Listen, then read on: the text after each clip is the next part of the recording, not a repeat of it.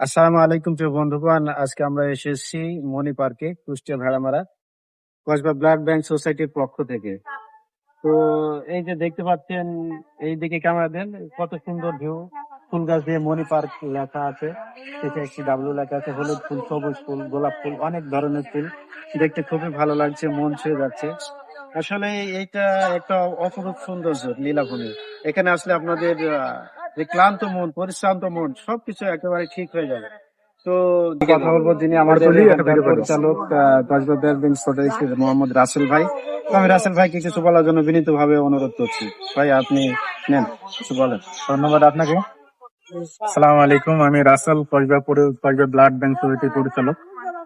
আজকে আমরা 25শে ডিসেম্বর, আজকে কসবা ব্লাড ব্যাংক সোসাইটির পক্ষ থেকে আমরা প্রায় 60 জন কুষ্টিয়া মনি পার্কে বেড়াতে এসেছি। আলহামদুলিল্লাহ, এখানকার পরিবেশ মাশাআল্লাহ অনেক সুন্দর, মনোরম পরিবেশে অবস্থিত এবং শান্ত পরিবেশ, কোনো কোলাহলপূর্ণ জায়গা নাই।